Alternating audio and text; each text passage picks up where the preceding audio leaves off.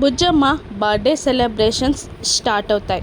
Bujjamma birthday పార్టీకి ఏర్పాట్లు అన్నీ ఘనంగా జరుగుతాయి. పార్టీ సెలబ్రేషన్స్ మొదలైపోతాయి. బాగి, అమర్, రాథోడ్, మనోహరి, యాదమ్మ అందరూ బర్త్డే పార్టీలో ఉండగా బుజ్జమ్మ కమాన్ అని అమర్ పిలవగానే బుజ్జమ్మ వస్తున్న టైంలో మహారాణిలాగా బుజ్జమ్మపై పూలు పడుతూ ఉంటాయి. ఒక బెలూన్ పగిలి బుజ్జమ్మపై ఫ్లవర్స్ వర్షం కురుస్తూ ఉంటుంది.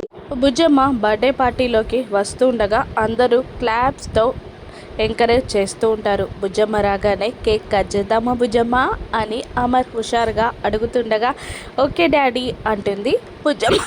బాగి అలాగే బుజ్జమ్మని కన్నార్పకుండా చూస్తూ ఉంటుంది. ఒక్క నిమిషం అమర్, మరొక గెస్ట్ వస్తున్నారు అని మనోహరి అంటూ సరస్వతి మేడం అని పిలవగానే సరస్వతి మేడం పార్టీలోకి వస్తూ ఉంటుంది. సరస్వతి మేడంని చూస్తూ కాస్త తలనొప్పిగా అనిపిస్తూ ఉండగా నమస్కారం మేడం అని ఆవిడతో చెప్తూనే మిమ్మల్ని ఎక్కడో చూసినట్టుంది అంటుంటాడు అమర్. నేను అనాథాశ్రమం వార్డెన్ని అని అమర్కి చెప్పి ఒక్కసారిగా మనోహరి బెదిరింపులు గుర్తు తెచ్చుకుంటూ ఉంటుంది. రణ్వీర్ కొంతమంది రౌడీలతో అనాథాశ్రమానికి వచ్చి పిల్లల్ని చంపుతానని సరస్వతి మేడంని బెదిరిస్తారు.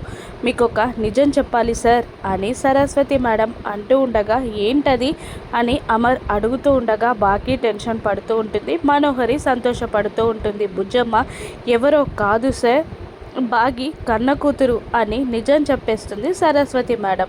దాంతో తల నొప్పిగా అనిపిస్తూ ఉండగా గతం గుర్తు తెచ్చుకోవడానికి ప్రయత్నాలు మొదలు పెడతాడు అమర్. బాగి టెన్షన్ పడుతూ ఉంటుంది. ఇప్పుడు అమర్ ఏం చేస్తాడు రాను ఎపిసోడ్స్లో చూద్దాం. Thank you for watching.